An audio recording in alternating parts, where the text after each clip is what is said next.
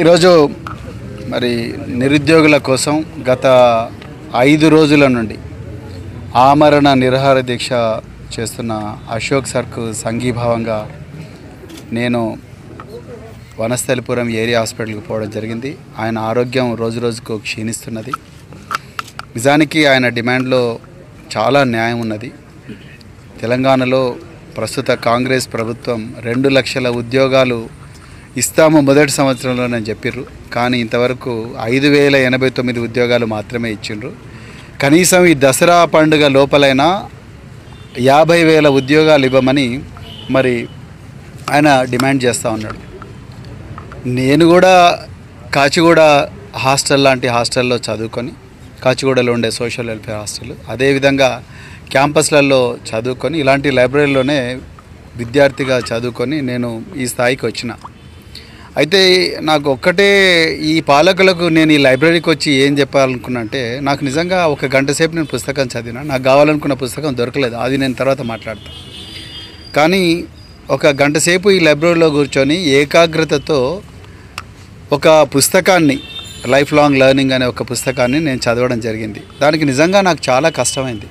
చాలా అంటే చాలా కష్టమైంది. నాతో పాటు చాలామంది కూడా నిరుద్యోగ బిడ్డలు, వాళ్ళు రకరకాల ప్రాంతాల నుంచి బియ్యం బస్తాలు తీసుకొని వచ్చి అగ్గిపెట్టె లాంటి ఇళ్లలో ఉంటే ఇక్కడ చదువుకుంటున్నారు రెంట్కుండి. వాళ్ళు నాతో పాటు చదువుకున్నారు. నాకు 1 గంటకే ఆ పుస్తకాలు చదవడం అంత కష్టమైంది. ఒక్కసారి తెలంగాణ ముఖ్యమంత్రి రేవంత్ రెడ్డి గారు ఆలోచించాల్సింది ఏంటంటే, చాలామంది నాతో కూర్చున్న అభ్యర్థులు 3-4 సంవత్సరాల నుంచి ఇదే పుస్తకాలను మళ్ళీ చదువుతూ ఉన్నారు. పొద్దున లైబ్రరీయన్ గారు చెప్పారు నాకు, పొద్దున 5 గంటలకి విద్యార్థులు వస్తారు, 11 గంటల వరకు వాళ్ళకు చదువుకుంటారు. మళ్ళీ దాని తర్వాత రాత్రి 8 గంటల వరకు కూడా ఆ పిల్లలు చదువుతూనే ఉంటారు. ఇక్కడ అన్నపూర్ణ దగ్గర అన్నం దొరికితే తింటారు, లేకపోతే ఛాయ్తోని ఆకలి చంపుకుంటారు.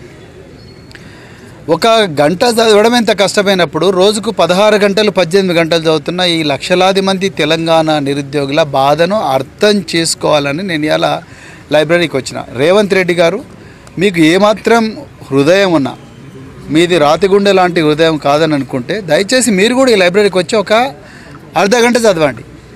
1 గంట ఏకాగ్రతతో చదవండి, ఏ బందోబస్తు లేకుండా చదవండి. అప్పుడు మీకు అర్థమవుతాయి నిరుద్యోగుల బాధలు. అక్కడనేమో ఒక ఆయన, నేను చచ్చిపోయినా మంచిదే, నా నిరుద్యోగులకు 50,000 ఉద్యోగాలు రావాలని అంటున్నాడు. నోటిఫికేషన్లు ఇవ్వమంటున్నాడు. ఇప్పటివరకు నోటిఫికేషన్ లేవు. నేను ఇక్కడ చాలామంది నిరుద్యోగులతో మాట్లాడితే అసలు నోటిఫికేషన్లు లేని ఏం చదవాలంటున్నారు వాళ్ళు. ఎప్పుడు వస్తాయో ఎప్పుడు రావో తెలియని నోటిఫికేషన్ల గురించి ఏం చదవాలంటున్నారు. సో దీని మీద కూడా ప్రభుత్వం ఆలోచించాలి. ఇక్కడ పంతాలకు పోతే వర్కౌట్ కాదు. ఇక్కడ 35 లక్షల మంది పిల్లలు ఉన్నారు. అదేవిధంగా వాళ్ళకు కొన్ని ఆశలు ఉన్నాయి, ఆకాంక్షలు. ప్రతి ఒక్కరు కూడా డిప్యూటీ కలెక్టర్ కావాలనుకుంటారు, డిఎస్పీ కావాలనుకుంటారు, ఐఏఎస్లు కావాలనుకుంటారు, ఐపీఎస్ కావాలనుకుంటారు, సబ్ ఇన్స్పెక్టర్ ఆఫ్ పోలీస్ కావాలనుకుంటారు, డిప్యూటీ తహసీల్దార్ కావాలనుకుంటారు, బ్రేక్ ఇన్స్పెక్టర్ కావాలనుకుంటారు. రకరకాల ఆశలు ఉంటాయి. కొంతమంది ఇంకేవో ఉద్యోగాలు, స్టాఫ్ సెలక్షన్ కమిషన్ లాంటి ఉద్యోగాలకు పోవాలనుకుంటారు. ఈ లైబ్రరీలో పరిస్థితి ఎంత ఘోరంగా ఉందా అంటే, కనీసం లైబ్రరీలో ఏ పుస్తకం ఎక్కడుందో కూడా తెలుసుకునే పరిస్థితి లేదు. కనీసం లక్షల బుక్కులు ఉన్నాయంటున్నారు. లక్షల బుక్కులు, నాకు కావాల్సిన ఒక book which hikers guide for Galaxy అనే బుక్ ఉందా అని అడిగాను. లేదన్నారు. వట్టికోట ఆళ్వారు స్వామి రచనలు ఉన్నాయంటే ఉండుండొచ్చు అంటున్నారు. నేను అడిగాను, ఎందుకు మీరు ఉండుండొచ్చు అంటున్నారంటే, అక్కడ లైబ్రరీకి కావాల్సిన సాఫ్ట్వేర్ లేదు. 80 సాఫ్ట్వేర్ అనేది ఫస్ట్ నుంచి ఇక్కడ లేదు. లేకపోతే నాకు ఇండెక్సింగ్ ఎట్లా తెలుస్తుంది?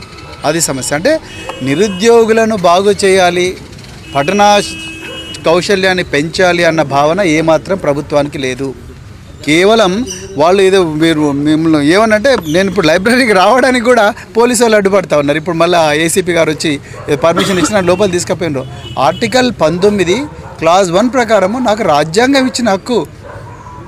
ఎక్కడికైనా పోవచ్చు దేశంలో. నేను law and order problem create చేయడానికి రాలేదు. నేను ఒక నిరుద్యోగ బిడ్డగా, ఒకప్పుడు నిరుద్యోగ, ఇప్పుడు ఉద్యోగ, ఒక మాజీ ఉద్యోగిగా నేను ఈ పిల్లల బాధ అర్థం చేసుకోవాలని ఇక్కడికి వచ్చి, నేను కూడా 1 గంట సేపు చదివితే ఎంత ఏకాగ్రత అవసరం ఉంటుంది అనేది అర్థం చేసుకోవడానికి నేను ఇక్కడికి వచ్చిన. ఈ లైబ్రరీకి మీరు పోవడానికి వీల్లేదంటారు పోలీసు వాళ్ళు. అంటే రేవంత్ రెడ్డి గారు, ఆయనకు చదువు రాక, ఆయన రకరకాల నేరాలు చేసి హోంమంత్రి, ముఖ్యమంత్రి అయ్యి ఒక నేరస్తుడు ఇచ్చిన ఆదేశాలను పాటిస్తారా? బాబాసాహెబ్ అంబేద్కర్ గారు రాసిన రాజ్యాంగం ఇచ్చిన ఆదేశాలను పరిపాలిస్తారా? మీరు పోలీసు వాళ్ళే ఆలోచించుకోవాలి. సరే, నన్ను లోపలికి పంపించారు. నేను అక్కడ పోయి గొడవ చేసింది లేదు. నేను ఆ పుస్తకం కావాలనుకున్నా, ఒక పుస్తకం తీసుకొని చదువుకున్నా. నేను మళ్ళీ రిక్వెస్ట్ చేస్తున్న ప్రభుత్వానికి, దయచేసి నోటిఫికేషన్ లేయండి. అక్కడ ఒక వ్యక్తి ప్రాణత్యాగానికి సిద్ధమయ్యి 5 రోజుల నుంచి పోరాడుతున్నాడు. ఆయన బీపీ తగ్గిపోతున్నది, అదేవిధంగా షుగర్ లెవెల్స్ పెరుగుతూ ఉన్నాయి, కీటోన్ బాడీస్ పెరుగుతూ ఉన్నాయి బాడీలో. పోనీ అతని ఐసీయూ ఉన్న గాంధీ హాస్పిటల్ కన్నా తీసుకురావచ్చు కదా. గాంధీ హాస్పిటల్ తీసుకుపోకుండా ఎక్కడో మారుమూల నుండి ఏరి హాస్పిటల్కి తీసుకుపోయినారు. డబ్బున ఆయన ప్రాణాలకు ప్రమాదం జరిగితే ఎవరు రెస్పాన్సిబుల్? ముఖ్యమంత్రి గారు ఎప్పుడైనా ఆలోచిస్తున్నారు దీని గురించి? ఆయన ఏమైనా సినిమా హీరో కావడానికి చేస్తున్నాడా, లేకపోతే ఆయనకైనా పెద్ద ఎత్తున ₹1 కోటి వస్తాయని చేస్తున్నాడా? ఈ నిరుద్యోగ బిడ్డల గురించే కదా ఆయన చేస్తున్నది. సో అందుకొరకు నేను మళ్ళొకసారి ప్రభుత్వాన్ని రిక్వెస్ట్ చేస్తున్నా, ఒకప్పటి నిరుద్యోగిగా, ఒక మాజీ ప్రభుత్వ ఉద్యోగిగా నేను రిక్వెస్ట్ చేస్తున్నా, దయచేసి మీరు నోటిఫికేషన్లు ఇవ్వండి, పంతాలకు పోకండి. మీకు రకరకాల బాధలు ఉండొచ్చు కానీ ఇవి తప్పదు. లేకపోతే లక్షలాది మంది పిల్లలు నాశనం అయిపోతారు. నేను లోపల మాట్లాడిన చాలామందికి 3 సంవత్సరాల నుంచి 4 సంవత్సరాల నుంచి ప్రిపేర్ అవుతూనే ఉన్నారు. ఆ రోజు గురుకులాల ఎగ్జామ్స్ అయితే మేము degree college lecturer, degree college principal first fill up చేసి దాని తర్వాత జూనియర్ లెక్చరర్కి రండి అన్నాం, దాని తర్వాత పీజీటీకి రమ్మన్నాం, దాని తర్వాత టీజీటీకి రమ్మన్నాం. ఎగ్జాక్ట్గా ఆపోజిట్ డైరెక్షన్లో చేసిండ్రు. దానివల్ల 3000 బ్యాక్లాగ్ పోస్టులు వచ్చినాయి. ఆ 3000 బ్యాక్లాగ్ పోస్టుకు మళ్ళీ నోటిఫికేషన్ వేయచ్చు కదా. కనీసం ఒక 30,000 మంది ఎంగేజ్ అవుతారు, 30,000 మంది చదువుకుంటారు మంచిగా. అది ఇక్కడ జరగడం లేదు. ఎంతసేపు పంతం ఏమన్నంటే దీనికి రాజకీయం. ఇక్కడేం రాజకీయం ఉన్నది? నేను కండు వేసుకొని వచ్చినావా, లేకపోతే అయినా రాజకీయ పార్టీలు నిరుద్యోగాల గురించి మాట్లాడితే తప్పేంది? ఒక బీఆర్ఎస్ పార్టీ ప్రతినిధిగా మేము మాట్లాడితే తప్పే ఉన్నది, ఎందుకు మాట్లాడకూడదు? సో ఈ ప్రతిదానికి రాజకీయం, దీనికి రాజకీయ కుట్ర ఉంది, రాజకీయాలు ఉన్నాయని చెప్పడం అనేది గౌరవ ముఖ్యమంత్రి గారికి పరిపాటి అయిపోయింది. దయచేసి అలాంటి అటెన్షన్ డైవర్షన్ టెక్నిక్స్ కూడా వాడొద్దని చెప్పేసి ముఖ్యమంత్రి గారిని రిక్వెస్ట్ చేస్తున్నా. అర్జెంటుగా ఈ నోటిఫికేషన్ లేండి. అక్కడ ఒక మనిషి ప్రాణం పోయే ప్రమాదం ఉన్నది. ఆయన ప్రాణాలు పోకూడదు, ఆయన ప్రాణాలకు ప్రమాదం కాకూడదు అంటే దయచేసి please release the notifications. At least for 50,000 posts, you must release the notifications. They are not demanding for 2 lakh posts, as you have rightly said. దానికి తర్వాత ఆయన తర్వాత సంవత్సరంలో చేయమని పర్వాలేదు, ఆ 50,000 పోస్టులను రిక్వెస్ట్ చేయమని రిలీజ్ చేయమని ఆయన అంటున్నారు. అందుకొరకు దాని గురించే ప్రభుత్వం ఆలోచించాలని చెప్తున్నా. అదేవిధంగా గ్రూప్ 1లో ఏవైతే అవకతవకలు జరిగిన గౌరవ హైకోర్టు ఇచ్చిందో దాని మీద కూడా జ్యుడిషియల్ కమిషన్ వేసి మరొకసారి ఎందుకు మాటికి తెలంగాణ పబ్లిక్ సర్వీస్ కమిషన్ అదే తప్పులు చేస్తుంది. 222 పేజీల జడ్జిమెంట్లో లాస్ట్ 15 పేజీలు చదివితే అసలు నిరుద్యోగులకు నిరాశ వచ్చేస్తుంది, జీవితం మీద విరక్తి వచ్చేస్తుంది. Last 15 page repeatedly the honourable judge has been saying that the commission is making same mistakes again and then you have not learned any lessons. What is that you are trying to tell to the 35 lakhs of unemployed people? Why are you playing with the lives of these people? కనీసం వీళ్ళు పోయి వాళ్ళ బాధలు చెప్పుకుందామంటే ఒక officer వినడు, ఒక secretary వినరు, లోపలికి రానివారు. అక్కడ 100 మంది పోలీసులు, లైబ్రరీ దగ్గర 100 మంది పోలీసులు, పబ్లిక్ సర్వీస్ కమిటీ దగ్గర 100 మంది పోలీసులు. మరి ఎక్కడ పోవాలి? Wear should they go? దీని మీద గవర్నమెంట్ ఆలోచించాలి. దయచేసి మళ్ళీ రిక్వెస్ట్ చేస్తున్నా, గవర్నమెంట్ 50,000 పోస్టులకు ఫస్ట్ విడతగా నోటిఫికేషన్ ఇవ్వండి. అప్పుడే ఈ నిరుద్యోగులకు న్యాయం చేసినట్టు చెప్తూ మరొకసారి మరి లోపలికి పంపించిన కొట్లాడైనా మొత్తం మీద లోపల పంపించిన పోలీసులకు ధన్యవాదాలు.